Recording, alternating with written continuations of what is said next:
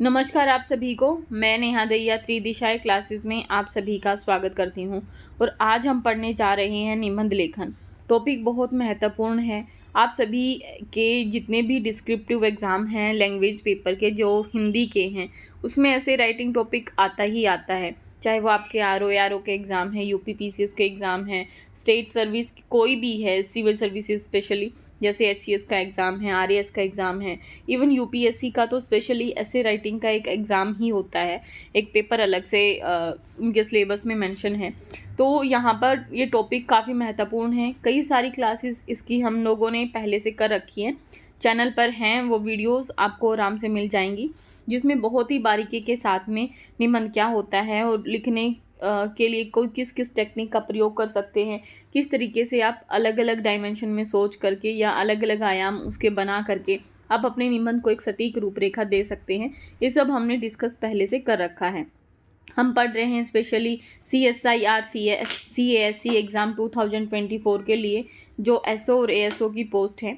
ठीक है, आपके सिलेबस में 3 ही टॉपिक हैं, जिसमें एक आपका ऐसे राइटिंग है, दूसरा है प्रेसी राइटिंग और तीसरा आपका लेटर और एप्लीकेशन राइटिंग, जिसमें आपके ऐसे राइटिंग के 2 क्वेश्चन आएंगे। 50-50 मार्क्स के 2 क्वेश्चन पूछे जाएंगे। टोटल मिला करके 100 नंबर का आपका एग्ज़ाम रहने वाला है।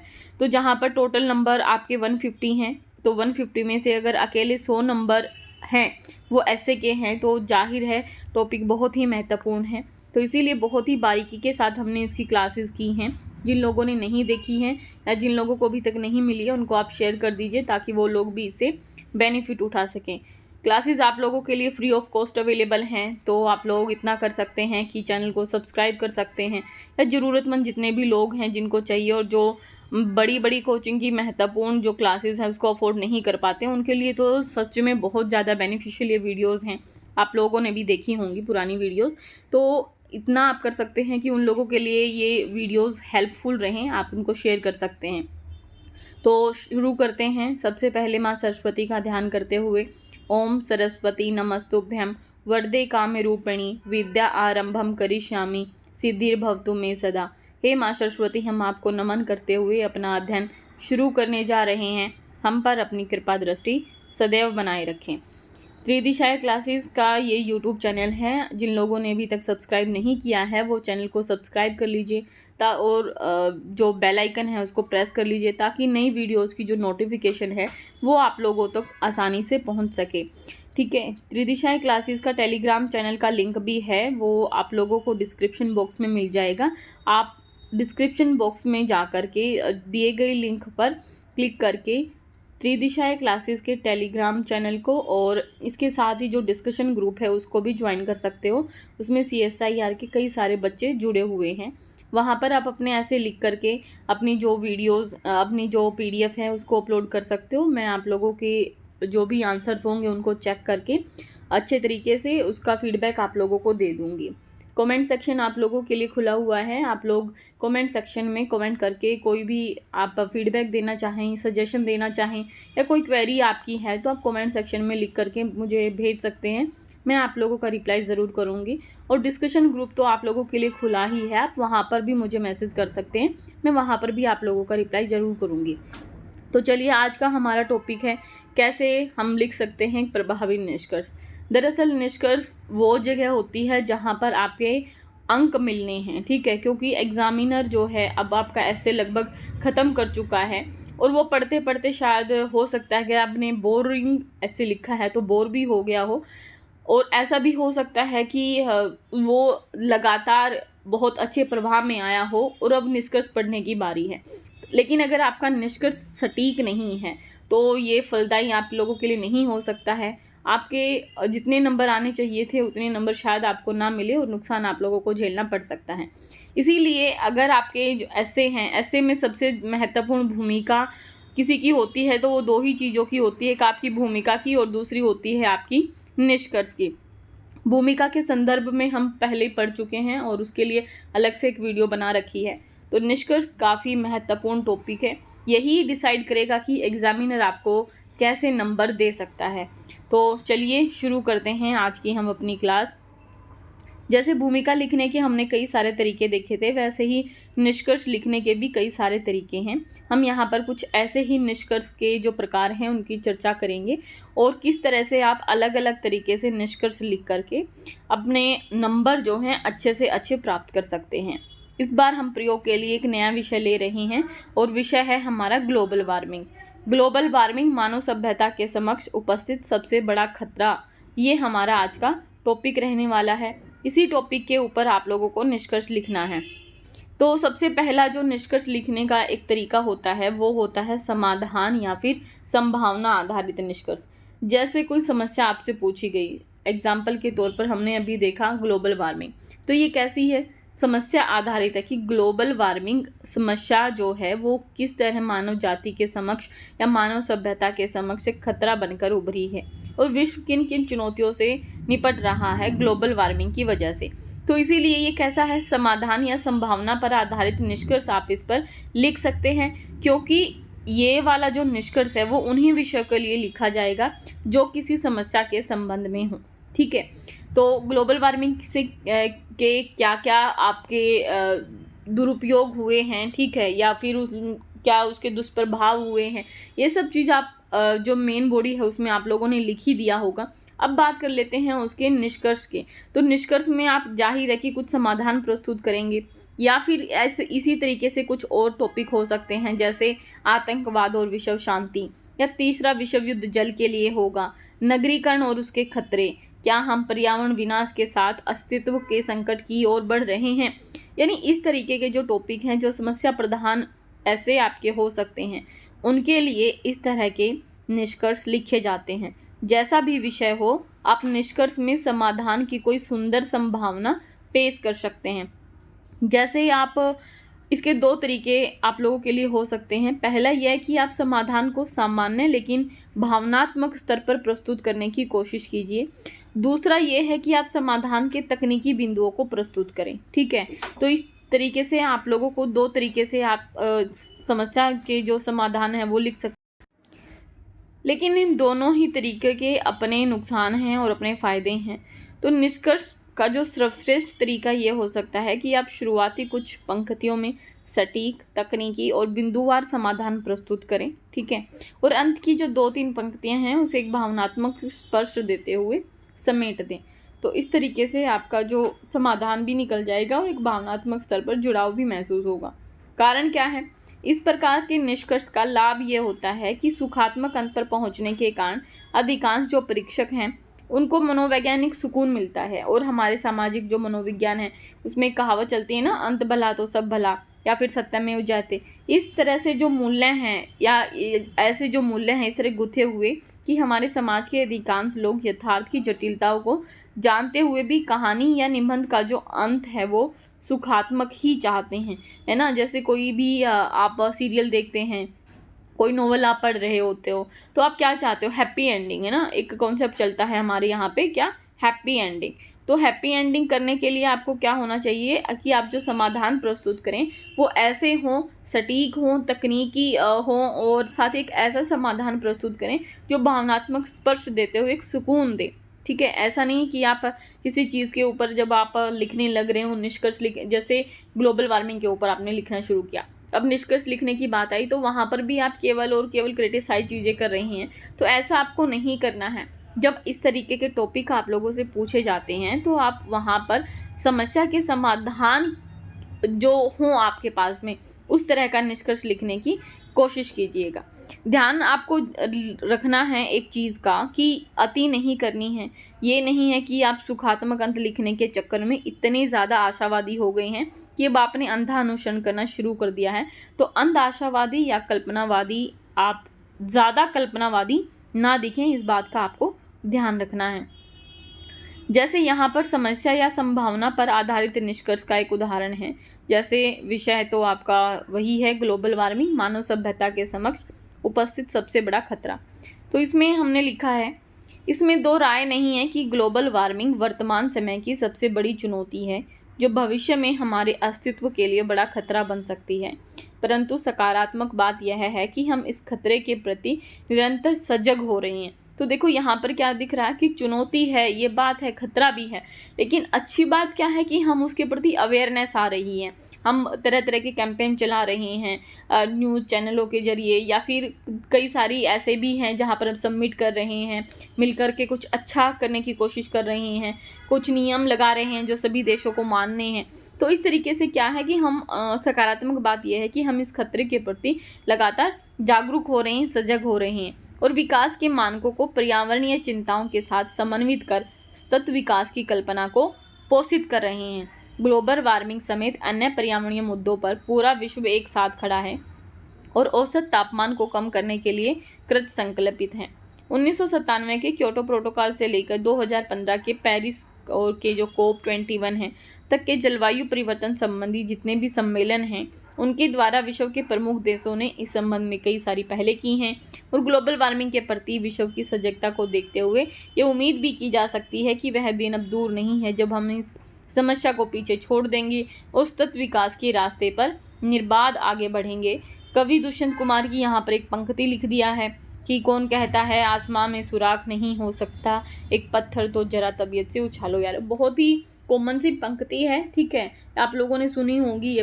तो इस तरीके से आपने क्या किया, एक समाधान या संभावना आधारित निष्कर्ष आपने प्रस्तुत किया कि देखो समस्याएं तो हैं, लेकिन अच्छी बात है कि हम लगातार जागरूक हो रहे हैं, पर्यावरणीय चिंताओं के साथ अपने विकास को समायोजित कर रहे हैं, पूरा विश्व एक साथ दिख रहा है, तापमान को कम करने के लिए कृत संकल्पित है, फिर कई तरह की हम सबमिट कर रहे हैं, कई सारे देशों ने पहले की हैं। इस तरीके से आप क्या है एक प्रभावी समाधान प्रस्तुत कर सकते हैं।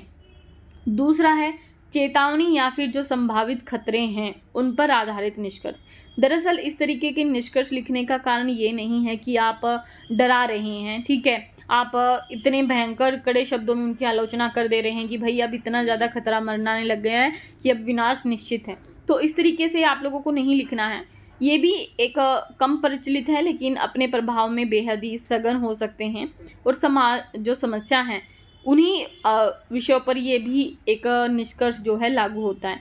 यानी ऐसे विषय जहाँ पर कोई समस्या हो वहाँ पर आप ऐसे निष्कर्ष लिख सकते हैं।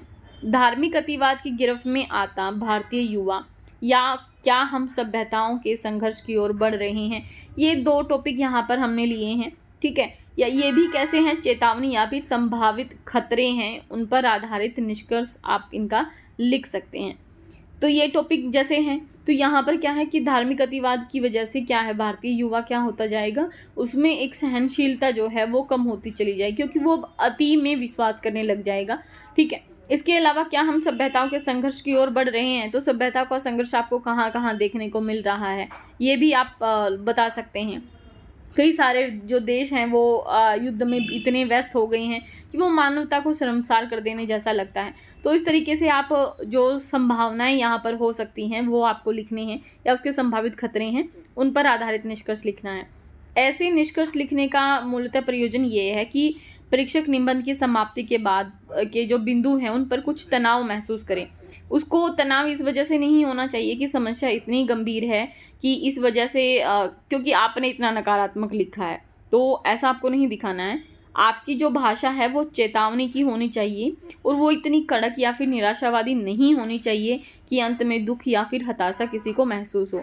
यह भाव निकलना चाहिए कि आप समस्या का समाधान तो चाहते हैं, किंतु जो लोग समस्या से आंखें मूंद कर सो रहे हैं उन्हें जगाने के लिए चेतावनी देने के सिवाय अब कोई रास्ता नहीं बचा है, ठीक है। इसको हम एक उदाहरण से समझा सकते हैं।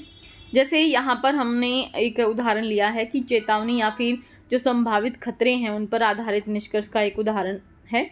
विषय आपका यही है, ग्लोबल वार्मिंग मानव सभ्यता के समक्ष उपस्थित सबसे बड़ा खतरा।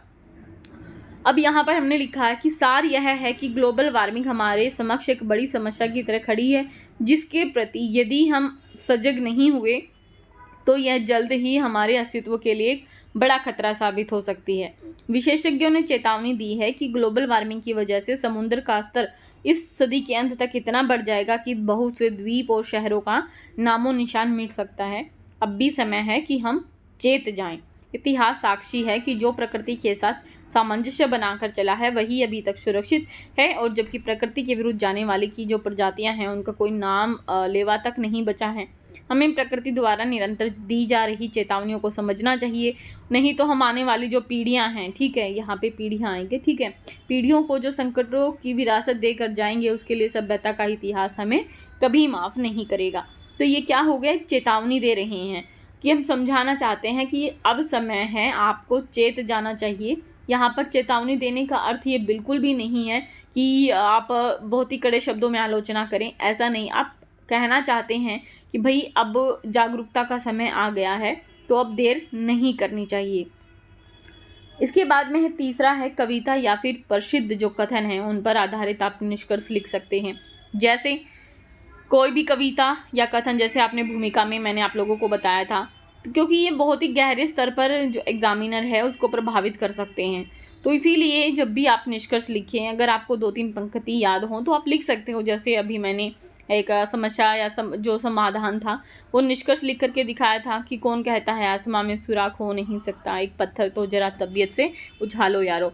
इसी तरीके से क्या हो गया कि आप अपनी जो कविता है या फिर किसी महापुरुष का प्रसिद्ध कथन है, जैसे आपने भूमिका में लिखा था, वैसे ही आप क्या कर सकते हो, निष्कर्ष में भी लिख सकते हो। तो इससे एक काफ़ी एक इम्प्रेशन जो है वो अच्छा पड़ता है।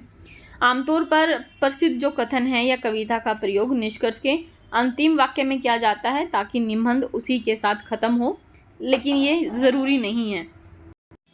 परिस्थिति के अनुसार ऐसा भी किया जा सकता है कि कोई प्रसिद्ध कथन या फिर कविता लिखकर आप अंतिम वाक्य में उसकी व्याख्या प्रस्तुत करें और निबंध के विषय से उसका संबंध जोड़ते हुए अपने शब्दों को विराम दें, ठीक है, इसका आपको ध्यान रखना है। ऐसे निष्कर्षों का जो प्रभाव है प्राय सबसे अधिक पड़ता है, बशर्ते आपने जो प्रसिद्ध कथन है या कविता का चयन सोच समझ कर किया हो। कथन ऐसा होना चाहिए कि जिसे पढ़ते ही एहसास हो कि विषय के संबंध में अंतिम सत्य एक कैप्सूल के रूप में उपलब्ध हो गया है। ऐसे निष्कर्ष में इस बात से भी फर्क पड़ता है कि आपने कविता या कथन को किस प्रकार से पेश किया है, अलग वाक्य बनाकर या फिर पिछले वाक्य की निरंतरता में भी आप अपनी कविता या कथन को पेश कर सकते हैं। अगर आप कविता का प्रयोग करें तो उसे लिखते हुए उसकी लय और तुक के नियमों का आपको ध्यान रखना है। एक पंक्ति में उतना ही लिखें जितना कि एक सांस या प्रवाह में पढ़ा जा सके। ऐसा नहीं हो कि आपको लाइन तो याद है लेकिन लिखनी ही नहीं आए, तो ये बहुत ही खराब असर डालेगी। अब ज़रूरी नहीं है कि जो कथन है आप लिख रहे हैं वो हिंदी का ही हो। कई लोगों के ये भी डाउट होते हैं कि मैडम हम हिंदी का ऐसे लिख रहे हैं तो क्या हिंदी की ही पंक्तियाँ लिखनी है या फिर हिंदी के ही कथन लिखने हैं। तो ऐसा नहीं है, आप संस्कृत या फिर अंग्रेजी के जो कथन हैं उनका भी बेहिचक प्रयोग कर सकते हैं, लेकिन इसका ध्यान रखना है कि बहुत ज़्यादा बड़े नहीं लिखने हैं। अंग्रेजी का कथन हो तो ये भी ज़रूरी नहीं है कि आप उसे देवनागरी में ही लिखें, लेकिन बेहतर होगा कि आप उसे रोमन लिपि में ही लिखें, पर इस बात का ध्यान रखें कि उसका जो विस्तार है वो 2-3 पंक्तियों से ज़्यादा ना हो, ठीक है। हिंदी की कविता या कथन है तो उसका विस्तार आप 4 से 5 पंक्तियों तक करने में भी कोई समस्या नहीं है, क्योंकि आप हिंदी का ही ऐसे लिख रहे हैं। इस तरीके से आप ध्यान रख सकते हैं। जैसे यहाँ पर है ग्लोबल वार्मिंग के संबंधित ही है और किस तरीके से आप कविता या कथन के माध्यम से इसका निष्कर्ष लिख सकते हो। जैसे हमने यहाँ पर एक पैराग्राफ लिख दिया कि ग्लोबल वार्मिंग की समस्या प्रकृति की कार्य योजना में हमारे अविवेकपूर्ण हस्तक्षेप का परिणाम है। विकास की मदहोशी में हम यह भूल हो गई है कि हम उसी डाली को काटने पर उतारू हैं जिस पर हम बैठे हुए हैं। सुविधाओं की तलाश में हमने प्राकृतिक सहजता को खो दिया है और पृथ्वी की इस वेदना को कवि ने कितने गहरे शब्दों में उकेरा है। यहाँ पर लिखा है, पृथ्वी का हरियाला अंचल झुलस गया है, सिर पर सम्मुख जलता सूरज भभक रहा है, लपटों में घिर देह बचाती पृथ्वी चीत्कार नहीं करेगी क्योंकि इसे विधाता ने रच डाला था सहने को भला बुरा सब, ठीक है। तो इस तरीके से कविता या कथन आधारित आप लिख सकते हो। ऐसे निष्कर्ष लिखने की बात क्या होती है कि आप बहुत ही कम शब्दों में आप एक गहरा मर्म जो एग्जामिनर है उसको दे करके चले जाते हो, और वो जो गहरा मर्म ही जो होता है वही पढ़ने वाले या फिर जो एग्जामिनर है उसके मन में गहरा प्रभाव डालते हैं। और अब क्योंकि निष्कर्ष ऐसी जगह पर है जहाँ पर वो आपको नंबर देने की स्थिति में ही है एग्जामिनर, और वहाँ पर अगर वो गहराई के साथ उसके भाव को समझ जाता है तो बहुत ही कम शब्दों में आप अच्छे अंक लेने की स्थिति में हो सकते हो, ठीक है। अब संपूर्ण निबंध के सार के रूप में भी आप निष्कर्ष लिख सकते हो। कैसे कि आपका जो निष्कर्ष है वो केवल उन निबंधों में ही लिखा जाना चाहिए इस तरह का जिनका जो विषय है वो बहुत ही जटिल प्रकृति का है, और जिनका विश्लेषण करने की प्रक्रिया में आपको विषय का विखंडन कई हिस्सों में करना पड़ा। जैसे इससे पिछले वाला जो हमने पढ़ा था, ठीक है, निष्काम बौद्धिक जिज्ञासा वाला, वो थोड़ा जटिल तरीके का था। तो उस तरह के जो भी निबंध है जब आप लिखें तो उसमें निष्कर्ष लिखते हुए क्या करेंगे, आप बिंदुओं में भी निष्कर्ष लिख सकते हैं। उदाहरण के लिए बचपन भूल है, यौवन संघर्ष तो बुढ़ापा पश्चाताप। भूगोल यथावत बना रह सकता है, इतिहास के लिए यह आवश्यक नहीं है। शहर एक भूगोल ही नहीं, जीवन शैली और संस्कृति भी है।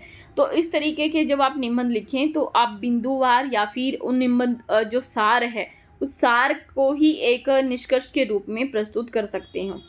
जैसे विषय में ऐसा निष्कर्ष स्वाभाविक रूपों से लिखा जा सकता है, जो इस तरह के जो विषय हैं, ठीक है। ऐसे निबंधों में निष्कर्ष लिखने का मूल उद्देश्य यही है कि आप अभी तक के अपने जो खंडवार आपने विश्लेषण किया है उसको एक साथ आपस में संलयित करते हुए समग्र और संक्षिप्त रूप में प्रस्तुत कर दें, ठीक है। इस बात का आपको ध्यान रखना है। तो आप क्या होगा, जब आपके पास कुछ नहीं है निष्कर्ष में लिखने के लिए तो आप इस विधि का भी प्रयोग कर सकते हैं।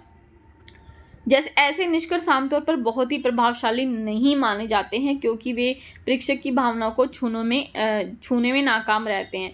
वही मैंने अभी आपको बताया कि जब आपके पास कुछ भी ना हो तब आप ऐसी स्थिति या इस जो निष्कर्ष लिखने का जो तरीका है उसको फॉलो करें। अन्यथा आपके पास में समाधान करने वाला या फिर कविता या कथन के साथ में ख़त्म करने वाला या फिर भूमिका से मिलती जुलती ही पंक्तियों को आप लिख सकते हो, तो भी आपका जो ऐसे है वो काफ़ी प्रभावशाली रह सकता है। हाँ, अगर आपके जो निष्कर्ष है उसमें गहन चिंतन है या भाषाई प्रवाह है तो निश्चय ही ऐसा निष्कर्ष प्रभाव छोड़ सकता है। फिर भी ज़्यादा सुरक्षित रास्ता यही है कि अगर निष्कर्ष का कोई दूसरा प्रकार व्यवहार्यता संभव हो तो आप उसे ही प्राथमिकता दें। संपूर्ण निबंध के सार के रूप में निष्कर्ष का एक उदाहरण है यहाँ पर, ठीक है। निष्कर्ष स्वरूप यह कहा जा सकता है कि ग्लोबल वार्मिंग आज हमारे समक्ष एक विकट समस्या की तरह खड़ी है जिसका समाधान किया जाना अत्यंत जरूरी है। अच्छी बात यह है कि इस मुद्दे पर अधिकांश देशों ने एक सुर में प्रतिबद्धता जताई है और वे सभी ग्रीन हाउस गैसों का उत्सर्जन कम करने तथा वैश्विक तापमान को घटाने के लिए कृत संकल्पित हुए हैं। आवश्यकता इस बात की है कि सारे देश यह संकट सुलझाने को लेकर प्रतिबद्धता बनाए रखें और दृढ़ता से अपनी भूमिका निभाएं। साथ ही यह भी ज़रूरी है कि वैश्विक स्तर पर यानी व्यक्ति के स्तर पर प्रत्येक नागरिक पर्यावरण के प्रति सजग बने, तभी इस आसन संकट का समाधान किया जा सकेगा। तो इस तरीके से क्या किया, अपनी निचोड़ उस ऐसे का जो भी है वो आपने लिखने का प्रयास किया यहाँ पर, ठीक है। अब है भूमिका से जुड़ता हुआ निष्कर्ष जिसकी हम अभी बात कर रहे थे। तो भूमिका में अगर आपने कुछ विचार सूत्र दिए हैं, कोई कथन दिए हैं या फिर कोई कविता है, लेकिन उसका भाव यहाँ पर भी अटैच हो सकता है, तो आप उस विधि का भी प्रयोग कर सकते हो। निष्कर्ष लेखन का ये एक बहुत ही प्रभावशाली तरीका माना जाता है। इसके अंतर्गत निष्कर्ष उसी विचार सूत्र को आगे बढ़ाता है जिसे लेखक ने भूमिका का प्रस्थान बिंदु बनाया था। उदाहरण के लिए अगर आपने किसी घटना या फिर उदाहरण से बात शुरू की थी तो आप निष्कर्ष में उसी घटना की दूसरी संभावना प्रस्तुत कर सकते हैं। अगर आपने भूमिका किसी कविता की पंक्ति से शुरू की थी तो आप उसी कविता की अगली पंक्तियाँ जिसमें लेकिन उसमें भाव बदल रहा हो तो आप या फिर उस कविता की दुहाती हुई या फिर कोई विरोधी कविता जैसा कि निष्कर्ष में अपेक्षित हो आप लिख सकते हैं। ऐसे निष्कर्ष का सबसे बड़ा लाभ ये होता है कि भूमिका से निष्कर्ष तक पूरे निबंध में अद्भुत कसावट पैदा हो जाती है और वो परीक्षक को चमत्कृत कर देती है। और जैसे ही परीक्षक या एग्जामिनर आपका चमत्कृत हुआ वैसे ही वो आपको तुरंत नंबर देने पर आमदा हो जाएगा और आपके जो नंबर हैं वो काफ़ी अच्छे आएंगे। इसका उदाहरण यहाँ पर है कि जैसे अगर आपने भूमिका ऐसी लिखी हो, ये भूमिका का यहाँ पर उदाहरण है, तो उसका निष्कर्ष कैसा हो सकता है वो हम देखते हैं। जैसे ग्लोबल वार्मिंग से संबंधित ही है ये। तेज समुद्री तूफान, चारों ओर धुंधलके का वातावरण, बहते मकान, गिरती अट्टालिकाएं, तूफान में टकराते वाहन, उखड़ते हुए बड़े बड़े वृक्ष, तेज जलधारा में बहती लाशें, बहते मवेशी, बहते सपने। सोच कर ही यह दृश्य कितना भयावह लग रहा है। कल्पना कीजिए कि अगर एक दिन वास्तव में ऐसा हो जाए तो क्या होगा, कितनी भयावह स्थिति होगी। कहाँ जाएंगी हमारी सुख सुविधाओं और विलासिताओं के बड़े बड़े साम्राज्य, कहाँ जाएंगी हमारी बड़ी बड़ी अविवेकपूर्ण योजनाएं। बात कड़वी है मगर सच यही है कि अगर हम इस ग्लोबल वार्मिंग जैसी बड़ी समस्या की ओर से आंखें मूंदे रहें तो एक दिन प्रकृति भी हमारी तरफ से आंखें फेर लेगी और हमारा अस्तित्व समाप्त हो जाएगा। तो इस तरह की अगर आपकी भूमिका है तो आपका जो निष्कर्ष होगा वो कुछ इस तरह से होगा। दरअसल ग्लोबल वार्मिंग को एक साधारण पर्यावरणीय समस्या के रूप में देखना एक बड़ी भूल है। यह समस्या पृथ्वी और हमारे अस्तित्व से जुड़ी हुई है, जिसे नज़रअंदाज करना घातक होगा। हमारे बेहतर भविष्य की ओर जाने वाला एकमात्र रास्ता यह है कि हम पर्यावरण के प्रति सजग हों, पर्यावरण मित्र बने। तब हमारी कल्पनाओं में प्रलय के डरावने चित्र नहीं तैरेंगे। तब हमारे जो भविष्य की तस्वीरें हैं कुछ ऐसी होंगी जहां चारों ओर हरियाली होगी। हम अधिक से अधिक नवीकरणीय ऊर्जा स्रोतों का प्रयोग करने में सक्षम होंगे तथा सतत विकास की राह पर निर्विघ्न आगे बढ़ेंगे। तो इस तरह के जो अलग अलग निष्कर्ष हैं, किस तरीके से हम लिख सकते हैं, वो हमने आज की क्लास में डिस्कशन किया है। वीडियो अगर आप लोगों को पसंद आई है तो आप इसे लाइक कर सकते हैं, कमेंट कर सकते हैं। कोई डाउट है, कोई क्वेरी है तो भी आप कमेंट सेक्शन में पूछ सकते हैं। और इस तरह से इसी टॉपिक पर आप अपने तरीके से जितने भी निष्कर्ष आप लिखना चाहते हैं या लिख सकते हैं वो लिख करके त्रिदिशाएं क्लासेस के टेलीग्राम चैनल पर आप मुझे भेज दीजिए। वहाँ पर मैं उनकी जो भी आप PDF भेजेंगे उनकी उनके बारे में जो भी डाउट होंगे, डाउट सेशन पर एक वीडियो आप लोगों के लिए बना करके दे दूँगी, ताकि आपके जितने भी डाउट्स होंगे वो क्लियर हो जाए नेक्स्ट वीडियो में। निबंध हमने शुरू से लेकर के बहुत ही बारीक पॉइंटों के साथ में क्लास कंप्लीट कर ली है। कोई भी डाउट आपका होगा तो आप बेहिचक मुझसे पूछ सकते हैं और अलग अलग टॉपिक पर आप लिखने का प्रयास जरूर करें। और लिख करके त्रिदिशाएं क्लासेस के टेलीग्राम चैनल जो डिस्कशन ग्रुप है वहाँ पर आप उन्हें भेज सकते हैं। मैं चेक करके आप लोगों की मार्किंग जरूर करूँगी। ठीक है, मिलते हैं ऐसे ही अगली जो वीडियो रहेगी उसमें, जो लेटर राइटिंग से रिलेटेड रहेगी, क्योंकि उसके कुछ टॉपिक हमारे अभी बचे हुए हैं। तो अगली क्लास होगी वो लेटर राइटिंग से संबंधित होगी। और इसी के साथ ही तीनों टॉपिक आपके जो एग्ज़ाम के थे वो कंप्लीट होते हैं। प्रेसी राइटिंग के लगभग 10 प्रैक्टिस सेट ऑलरेडी हैं, डिटेल भी उसकी है। तो जिन लोगों ने नहीं देखी है वो CSIR की वो वाली वीडियो देख सकते हैं, प्लेलिस्ट में आपको मिल जाएंगी।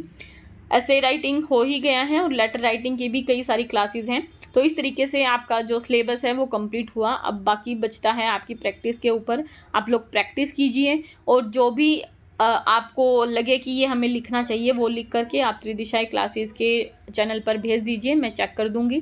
इसके अलावा आप किस एग्ज़ाम के लिए वीडियो चाहते हैं ये भी आप कमेंट सेक्शन में लिख करके मुझे भेज सकते हैं। हम दूसरे किसी भी एग्ज़ाम की तैयारी के लिए भी वीडियो बनाने का प्रयास करेंगे। मिलते हैं अगली वीडियो में, तब तक के लिए धन्यवाद। पढ़ते रहिए, आगे बढ़ते रहिए।